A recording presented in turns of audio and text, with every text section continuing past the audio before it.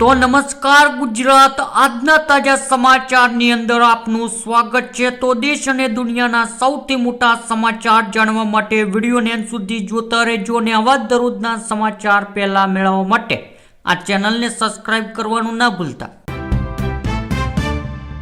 PAN card ને આધાર card સાથે link કરાવવાની તારીખ નજીક આવતા લોકો ઝડપીથી કરી રહ્યા છે, ત્યારે મિત્રો પાન કાર્ડની લિંક 31 ડિસેમ્બર સુધી કરી શકશે। પાન કાર્ડ ને આધાર કાર્ડ લિંક નહીં કરાવનારને પાન કાર્ડ નિષ્ક્રિય થઈ જશે, કોઈ સરકારી કામકાજ વ્યવહાર કરી શકશે નહીં।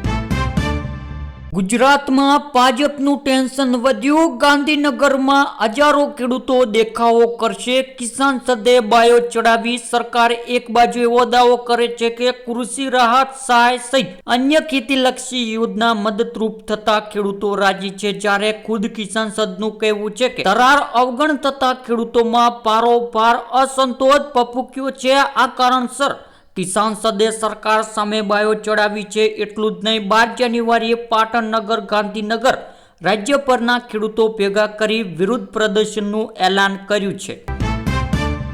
ખેડૂતોના લાંબા સમયથી નડતરરૂપ બનેલા પ્રશ્નોનું નિરાકરણ ન આવતા હવે ખેડૂતો આંદોલનના માર્ગ આગળ વધવાની તૈયારીમાં છે। આ સંદર્ભે ગાંધીનગર ખાતે ગુજરાત પ્રદેશ ભારતીય કિસાન સદની વિશેષ બેઠક યોજાઈ હતી, જેમાં રાજ્યભરના ખેડૂતો પડતી વિવિધ સમસ્યાઓ અંગે વિસ્તૃત ચર્ચાઓ કરવામાં આવી છે। અમદાવાદ ગ્રામ સીઓજીનું મેગા ઓપરેશન, દાદરા નગર હવેલીમાંથી ચાંદી દોરીની ફેક્ટરી ઝડપી 2.34 કરોડનો મુદ્દામાલ જપ્ત કરવામાં આવ્યો છે। 10 ગ્રામ 24 કેરેટ સોનાની કિંમત 1,38,000, જ્યારે ચાંદીની કિંમત 2,23,000 જોવા મળી છે। ગુજરાત સરકારે જીઆઈએફટી સિટીમાં દારૂની પરમિટમાં વધારાની છૂટછાટ આપી। ગત શનિવારે જાહેર કરાયેલી નોટિફિકેશન મુજબ જે વ્યક્તિઓ બહારના છે અને ગુજરાતના રહેવાસી નથી તેઓ દારૂ પીવા માટે પરમિટની જરૂરી રહેશે નહીં। આમ અન્ય રાજ્યોના લોકો અને વિદેશી નાગરિકો પોતાનું માન્ય ફોટો ઓળખપત્ર બતાવીને જીઆઈએફટી સિટીમાં દારૂ પી શકશે। ત્યારબાદ મિત્રો, ભાવનગરમાં ગૌખાર અકસ્માત, ટ્રકની અડફેટે માસૂમ બાળકીનું કમકમાટી ભર્યું મોત, માતા પિતા ગંભીર ઈજાગ્રસ્ત। રોડ પાસે વિદેશી દારૂની ભરેલી ઘટનામાં અકસ્માતના પગલે અમદાવાદ જિલ્લાના સાણંદ નજીક આવેલા મુનિ આશ્રમ એક ટ્રક પલટી મારી જવાની રસ્તા પર દારૂની બોટલો વિખરાઈ જતા સ્થાનિક લોકોમાં પડાપડીના દ્રશ્યો સર્જાયા। મનરેગાનું નામ બદલાવાને લઈને ચાલી રહેલા વિવાદ વચ્ચે હવે એક નવો વિવાદ ઉભો થયો છે। ભારતની જાહેર ચલણ નોટો પરથી મહાત્મા ગાંધીની તસવીર હટાવવાની તૈયારી, રાજ્યસભા શાસનનો દાવો।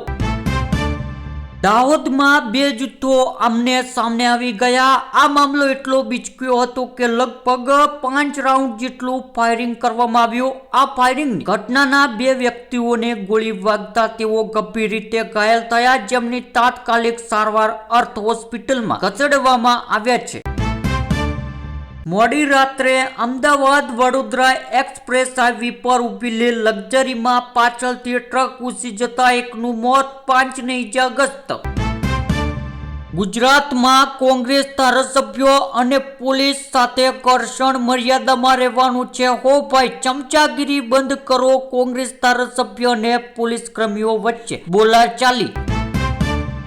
નિમણૂક પામેલા એલડીઆર જવાનો માટે ખુશખબર, ઉમેદવારો પોતે જિલ્લો પસંદ કરી શકશે। ગુજરાત ઇતિહાસમાં લોકરક્ષક જવાનો માટે પહેલી વખત સરકાર દ્વારા આ જાહેરાત કરવામાં આવી છે। લોકસભામાં વિપક્ષના નેતા રાહુલ ગાંધીએ જર્મનીના પ્રવાસ દરમિયાન ફરી એકવાર કેન્દ્ર સરકાર અને ભાજપ પર આકરા પ્રહારો કર્યા। બંધારણ ખતમ કરવા માંગે છે ભાજપ, સંસ્થાઓ પર કબજા કર્યા, જર્મનીમાં રાહુલ ગાંધીનું મોટું નિવેદન। વિકાસના નામે વિનાશ, અરવલ્લીના 90% ડુંગરોનો ભૂમાફિયા સફાયો કરશે। ચૈત્ર વસવાએ સરકાર સામે રણસિંગુ ફૂંક્યું, અરવલ્લી મુદ્દે આમ આદમી પાર્ટી પણ મેદાને, ગેડબ્રાહણમાં મહાસંમેલન, દિલ્હી સુધી કૂચની ચીમકી। તમારા ઘરમાં અથવા તો કોઈ સગા સંબંધીમાં ઘરમાં જો કોઈ બાળકનો જન્મ થવાનો હોય તો તેમને મળશે ₹67,500ની સહાય.